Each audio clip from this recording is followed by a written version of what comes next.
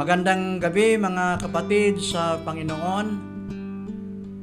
Welcome sa ating episode ngayong gabi sa ating programang Buhay Panalangin with Pastor Noli. Welcome din sa aking mga kababayan, sa aking mga kamanggagawa sa ubasan ng ating Panginoon sa ilalim ng United Church of Christ in the Philippines, Lulan, Cavite, South Manila Conference, sa aking mga kamag-anak, sa aking mga kaibigan, at sa lahat na maaabot ng atin pong programang ito. Kumusta ang inyong BP? Kumusta ang inyong buhay panalangin at pagbubulay ng salita ng Panginoon? Ito ang mahalaga sa ating buhay spiritual na meron tayong kaugnayan sa Panginoon sa pamamagitan ng ating pananalangin at sa ating pagbubulay ng salita ng Panginoon. Ito ang ating kalakasan. Ito ang ating katatagan sa ating paglakad sa araw-araw ng ating buhay. Dumako tayo ngayon sa ating batayang talata para sa ating mensahe ngayong gabi. Aking babasahin sa inyo ang talata mula sa Aklat ng mga Hebreo, Kabanata 11, talatang 6 at talatang 1. Ito ang ating mababasa. Hindi maaaring kalugdan ng Diyos ang walang pananampalataya sa Kanya, sapagkat ang sino mang lumalapit sa Diyos ay dapat sumampalatayang may Diyos at Siya ang nagbibigay ng gantimpala sa mga humahanap sa Kanya. Sa talatang 1, ang pananampalataya ay katiyakan na mangyayari ang ating mga inaasahan at paninindigan tungkol sa mga bagay na hindi nakikita. Purihin ang Panginoon at naway pagpalain niya tayo sa ating pagbubulayan ngayong gabi. Ano ang pananampalataya at paano patibayin o patatatagin ang ating pananampalataya sa Diyos? Pagdating sa kung ano ang pananampalataya, iniisip ng ilang tao na ang pag-iwan sa ating mga tahanan at karera, pagsisikap para sa Panginoon, pagkalat ng Ebanghelyo kahit saan man na maaari nating maabot, at pagtatag ng mga simbahan ay pagpapakita ng tunay na pananampalataya sa Diyos. Ngunit ang gawin ba ang mga bagay na ito ay nangangahulugan na meron tayong tunay na pananalig sa Diyos? Kung gayon, kapag nakakaranas tayo ng mga sakuna o karamdaman sa panlaman, o kung may nangyayaring hindi maganda sa ating pamilya, paanong nagiging mahina at negatibo tayo at hindi naiintindihan at sinisisi ang Diyos, at ang ilan ay nawala ng gana at nadismaya sa Diyos at iniiwan siya. Ipinapakita nito na ang masigasig na paggawa at paggugol, pagdurusa at pagbabayad ng utang na loob para sa Diyos ay hindi nangangahulugang mayroon tayong tunay na pananampalataya sa Diyos. Kaya't kung gayon, ano ang pananampalataya nga ba? Tingnan natin kung ano ang sinasabi ng mga salita ng Diyos tungkol sa kung ano ang pananampalataya. Ano ang tinutukoy ng salitang pananampalataya? Ang pananampalataya ay ang tunay na paniniwala at tapat na pusong dapat taglayin ng mga taong kapag hindi nila nakikita o nahahawakan ng isang bagay. Kapag ang gawain ng Diyos ay hindi naaayos sa mga pagkakaintindi ng tao, kapag hindi ito kayang abutin ng tao, ito ang pananampalatayang binabanggit ko. Kailangang mananampalataya ang mga tao sa mga panahon ng paghihirap at pagdadalisay, at ang pananampalataya ay isang bagay na sinusundan ng pagdalisay nito. Hindi mapaghiwalay ang pagdadalisay at pananampalataya. Paano man gumawa ang Diyos at anuman ang iyong sitwasyon, nagagawa mong hangarin ang buhay at hanapin ang katotohanan. At hangaring makaalam tungkol sa gawain ng Diyos. At magkaroon ng pag-unawa sa kanyang mga kilos. At nagagawa mong kumilos alinsunod sa katotohanan. Ang paggawa nito ang kahulugan ng pagkakaroon ng tunay na pananampalataya. At ang paggawa nito ay nagpapakita na hindi ka nawalan ng pananampalataya sa Diyos. Magkaroon ka lamang ng tunay na pananampalataya sa Diyos kung nagagawa mong piliting hangarin ang katotohanan sa pamamagitan ng pagdadalisay nito. Kung nagagawa mong tunay na mahalin ang Diyos at hindi ka nagkakaroon ng mga pagdududa tungkol sa Kanya, kung isinasagawa mo pa rin ang katotohanan anuman ang gawin niya upang mapalugod siya. At kung nagagawa mong hangarin ng taos-puso ang kanyang kalooban at isaalang-alang ang kanyang kalooban. Kapag nagtitiis ka, nagdurusa, naghihirap, kailangan mong magawang isang tabi ang pag-alaala sa laman at huwag magreklamo laban sa Diyos. Kapag itinatago ng Diyos ang kanyang sarili mula sa iyo, kailangan mong magkaroon ng pananampalatayang sundan siya, na mapanatili ang iyong dating pagmamahal nang hindi ito hinahayaang maging marupok o maglaho kaya. Ano man ang gawin ng Diyos, kailangan kang magpasakop sa kanyang plano at maging handang sumpain ang iyong sariling laman sa halip na magreklamo laban sa Kanya. Kapag naharap ka sa mga pagsubok, kailangan mong mapalugod ang Diyos. Bagamat maaring mapait ang iyong pagluha o nag-aatubili kung mawalay sa anumang bagay na minamahal mo, ito lamang ang tunay na pagmamahal at pananampalataya. Tulad na makikita mula sa mga salita ng Diyos, ang totoong pananampalataya ay hindi tumutukoy sa pagiging masigasig lamang sa paggawa at gumugol para sa Diyos kapag nasisiyahan tayo sa biyaya ng Diyos.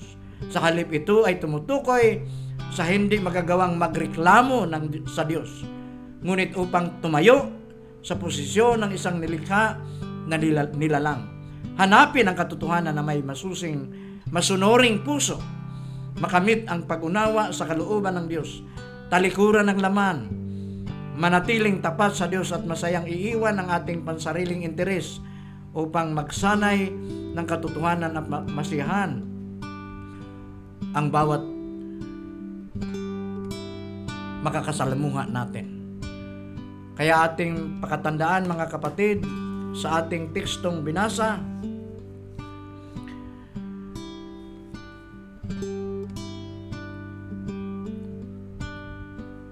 hindi maaaring kalugdan ng Diyos ang walang pananampalataya sa Kanya, sapagkat ang sino mang lumalapit sa Diyos ay dapat sumampalatayang may Diyos at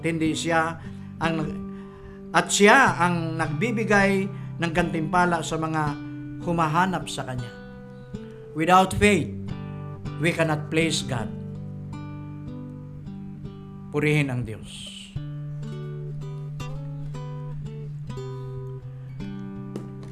Dumako tayo ngayon sa ating pakikipag-usap sa ating Panginoon.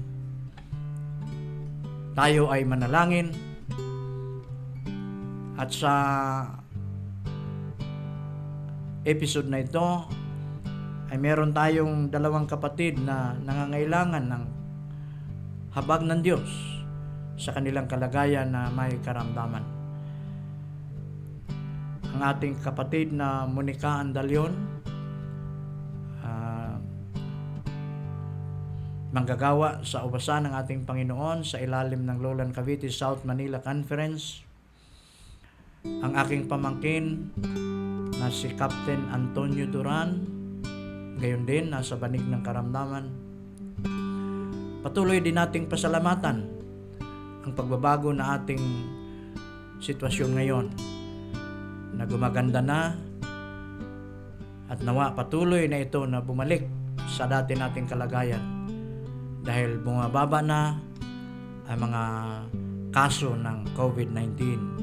Gayon din ating patuloy na idulog sa Panginoon ang nalalapit na halalan nasyonal at lokal, na nawa ay maging mapayapa ito at magiging malinis na halalan ang mangyayari upang ito ay maging katanggap-tanggap sa lahat ng mamamayang Pilipino. Dalangin din natin na maging matalino ang ating mga botante, ang mamamayang Pilipino sa kanilang pagboto.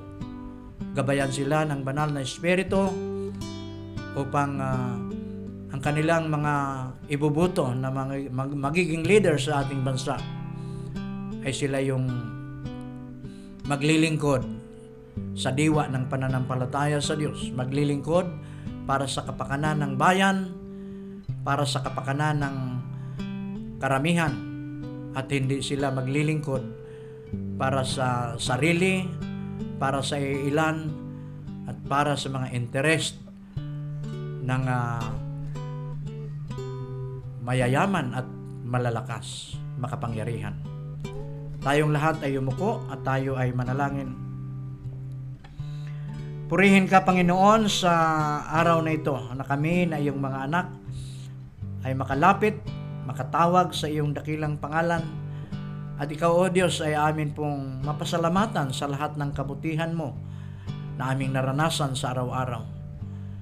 Purihin ka, Panginoon. Marapat ka lang na aming luwalhatiin. Marapat ka lang na aming pasalamatan.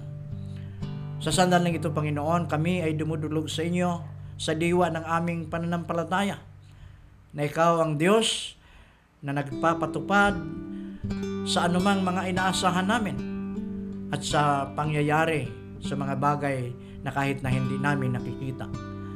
At yan ang aming idinudulog sa iyo, aming Panginoon, sa mga sandaling ito. Tinataas namin sa trono ng iyong biyaya ang aming kapatid, kamanggagawa na Monica Andalion, sa kanyang kalagayan ngayon, sa kanyang karamdaman. Nanawa, O Diyos, ang iyo pong gabay, ang iyo pong kapangyarihan ang siyang kumilos. Anumang kaparaanan, ang mga gagawin ng kanyang pamilya, ang paglapit sa nararapat na mga manggagamot, naway gabayan mo. At nawa, O Diyos, ay pagkalooban mo ng karunungan ang mga doctors na titingin sa kanya, na ang bawat pamamaraan na gagawin, mga gamot na kanyang iinumin, ang ipiprescribe sa kanya, ay siyang tunay, mabisa na mga gamot para sa kanyang kagalingan. Gayon din, Panginoon, aking itinataas sa iyo ang aking pamangkin na si retired Captain Antonio Duran na nasa banig ng karamdaman ngayon. Nawa, O Diyos, ay abutin mo siya. Ipadama mo sa kanya, Panginoon, ay ikaw ay Diyos na maawain. Ikaw ay Diyos na makapangyarihan. Ikaw ay Diyos na kinikilala namin na dakilang manggagamot. Sa kanyang karamdaman, Panginoon, naway dampian mo siya ng iyong mapagpala at makapangyarihang kamay upang ang kagalingan na kanyang inaasahan at ng kanyang pamilya, Panginoon, ay kanilang matatanggap. Ngayon din, Panginoon, anuman ang pamamaraan na ginagawa ng kanyang pamilya para sa kanyang gamutan, ang mga doctors na siyang titingin sa kanya, gabayan mo, Panginoon, at pagkalooban sila ng karunungang makalangit. Ang mga gamot na kanilang irereseta, ititake, nawa, O Diyos, ay magiging mabisa at tunay na magiging kagalingan para sa kanyang karamdaman. Tinataas din namin, Panginoon, maging ang patuloy na kaayusan ng aming kapaligiran. Maraming salamat, Panginoon, sa malaking pagbabago ngayon sa epekto ng COVID-19. Nawa, O Diyos, ito ay magtuloy-tuloy na at bumalik na kami sa dating normal na kalalagayan, na wala na kaming katatakutan, wala na kaming pangamba, na kami ay lumabas, maghanap buhay, at maging sa aming pakikisalamuha sa aming kapwa at sa amin pong paglilingkod sa inyo sa pamamagitan ng amin pong magagawain sa Iglesia. Panginoon, patuloy ko rin itinataas sa iyo ang nalalapit na halalan sa ikasiyam ng Mayo nitong taong 2022. Sa buong bansa, Panginoon, kami ay pipili ng aming Pangulo at maging hanggang sa amin pong pamahalaang pambayan sa aming mga bayan-bayan. Nawa Panginoon, patuloy mo kaming gabayan sa aming mga probinsya, sa aming mga siyudad. Nawa Panginoon, ang mamamayang Pilipino sa pagkakataong ito ay hindi lamang i-enjoy ang amin pong karapatang pumili, our right of suffrage. Kung hindi, Panginoon, kami po ay iyong sasamahan na maging matalino ang lahat na Pilipino sa kanilang pagbuto. Nanawa, O Diyos, ang nararapat na mga Pilipinong itatayo mo sa pangunguna ng aming bansa mula sa national hanggang local levels ay sila yung mga tao, Panginoon, na iyong pinili upang paglingkuran ang mamamayang Pilipino na ang pinakamainam na kalalagayan, Panginoon. Maging patas sila sa pagtingin sa bawat mamamayan at walang kinikilingan. Hindi magkaroon ng pansariling interest at interest ng iilang mga tao lamang. Kaya purihin ka, aming Panginoon, at alam namin na daringgin mo ang aming mga pananalangin sapagkat ang lahat ng ito ay aming hinihiling sa ngalan ni Jesucristo na aming Panginoon at tagapagligtas. Amen. Amen. Pagkatapos ninyong marinig ang ating mensahe ngayon, at kung meron kayong mga katanungan, reflection kaya, kung nais iparating sa akin, kasama ang inyong mga kahilingan na ipapanalangin, maaari kayong mag-comment sa video na ito kung saan kayo nanonood o nakikinig. Maaari din kayong mag-send ng personal message sa ating Facebook page na Buhay Panalangin. Asahan ninyo, mga kapatid at kaibigan, na sa bawat episode ay aking bibigyang pansin ang inyong mga komento, lalo na ang inyong mga kahilingan na panalangin na isasama ko sa aking pananalangin. Upang lagi kayong updated sa bagong episode ng Buhay Panalangin tuwing Martes ng gabi, maaari po ninyong i-like ang ating FB page na Buhay Panalangin, mag-subscribe sa ating YouTube channel at sa Spotify na Buhay Panalangin. Thank you and God bless us all.